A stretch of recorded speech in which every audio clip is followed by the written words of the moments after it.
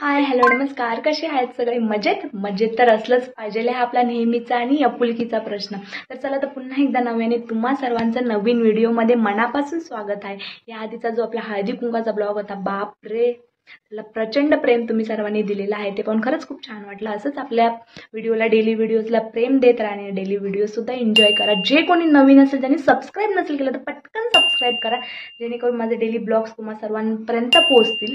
आज आहे शेठचा बर्थडे, म्हणून म्हटलं चलाच बाहेर जाऊया, कारण की बरेच दिवस झाले आम्ही बाळाला कुठेच घेऊन गेलो नाही. म्हटलं चला शेठचा बर्थडे पण आहे तर बाळाचं फिरणं होईल. खरं तर कारण हे आहे की आम्हाला खास बाळासाठी बाहेर जायचं. शेठचा बर्थडे फक्त नावाला आहे, पण रिझन फक्त बाळासाठी बाहेर बाहेर जायचं आहे. बघते माझ्याकडे, रिझन फक्त बाळासाठी बाहेर जायचं आहे. तर तिथे गेल्यानंतर जी काय धमाल मस्ती असेल ती तुम्हा सर्वांपर्यंत पोहोचेलच, कारण तुम्हाला आपला पूर्ण ब्लॉग बघायचा आहे. आणि बऱ्याच जणांनी मला सायकलचे रिव्ह्यू मागितले होते, जो की मी शॉर्ट्स अपलोड केलेला, DM सुद्धा आले होते. तर त्या सायकलचा सुद्धा रिव्ह्यू तुम्हाला या ब्लॉगमध्ये बघायला मिळतील. तर पूर्ण व्हिडिओ बघा आणि आवडल्यावर नक्की लाईक करा, शेअर करा आणि कमेंट करा. आणि नवीन असेल तर सबस्क्राईब करायला विसरू नका, कारण की आपले डेली ब्लॉग्स तुम्हा सर्वांपर्यंत पोहोचतील. तर चला तर वळूया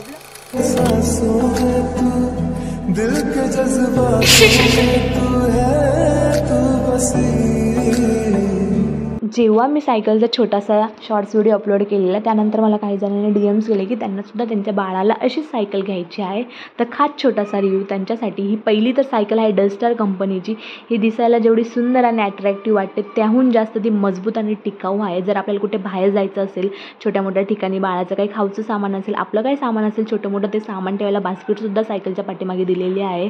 आणि आपण जो हँडल पकडू, तो हँडलसुद्धा खूप मजबूत आहे. सर्वात मेन पॉईंट तर बाळाच्या सेफ्टीसाठी एक नव्हे तर दोन बेल्ट दिलेले आहे. हिचा जर तुम्ही लुक बघत असाल तर हिचा लुक पूर्णपणे बुलेट लुक आहे. आणि रात्रीच्या टायमाला हेडलाईट वगैरे सुद्धा लागते. आणि बाळ रडत असेल त्याला शांत करायला गाणे वगैरे सुद्धा आहेत. आणि जेणेकरून तो मोठा झाल्यावर स्वतः चालवेल त्याच्यासाठी पॅन्डलसुद्धा आहेत. एक नव्हे तर दोन पॅन्डल आहे. सध्या आता आमचं बाळ छोट्या पॅन्डलवर पाय ठेवतोय. आणि खरंच खूप छान सायकल आहे. आमचं बाळ पहिल्यांदा सायकलवर बसणार आहे आणि त्याचा तो आनंद बघून आम्हालाही खूप छान वाटतं. आमच्या बाळाच्या छोट्या पावलांनी सुरू होतो एक मोठा प्रवास. आणि डस्टर सायकल म्हणजे आमच्यासाठी गोड आठवण राहणार आहे. आणि लहान मुलांसाठी सायकलची राईड नसते तर त्यांच्या पर्यावरणाची ओळख होते आणि त्यांचाही मूड फ्रेश होतो. तर खरंच आम्हाला खूप आवडली ही सायकल.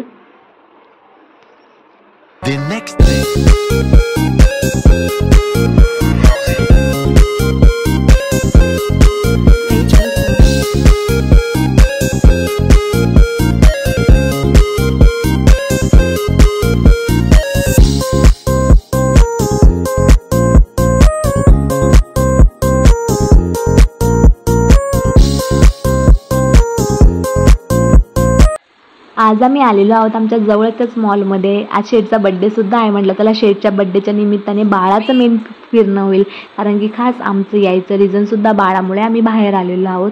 आणि आमचं बाळ आजपर्यंत आम्ही कुठेच नेलं नव्हतं. फर्स्ट टाईम आम्ही आमच्या बाळाला मॉलमध्ये घेऊन आलेलो आहोत. आणि इथे आल्यानंतर काय बाळाच्या प्रतिक्रिया आहेत, काय कसं वाटतंय त्याला, या छोट्या मोठ्या गोड आठवणी असतात जे की आपल्याला जपून ठेवायच्या असतात.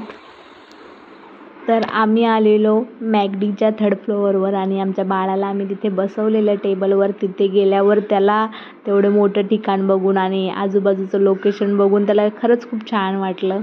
आणि हेच छोट्या मोठ्या गोष्टी आम्हाला बाळाच्या कॅप्चर करायच्या होत्या. तुम्हाला बघू शकता त्याला किती आनंद झालेला आहे. आणि त्याचा आनंद बघून आम्हा दोघांना खरंच खूप छान वाटतं. तर त्याचे आणि त्याच्या पप्पांचं बोलणं चाललं आहे. तर तुम्ही बघा आमचं बाळ किती एन्जॉय करतं आणि नंतर पुढे काय मस्ती करतं ते सुद्धा तुम्ही बघा. आनंद.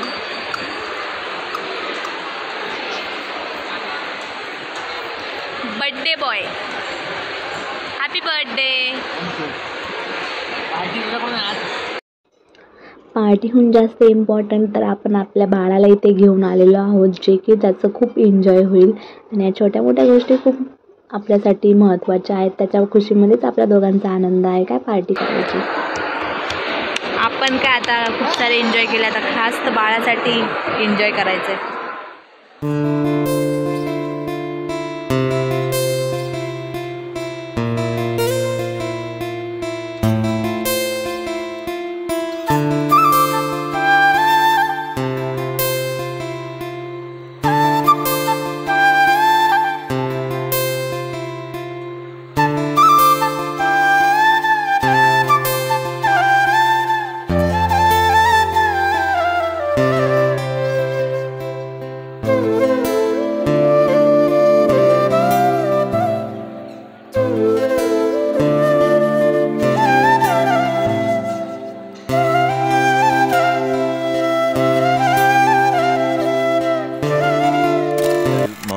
later.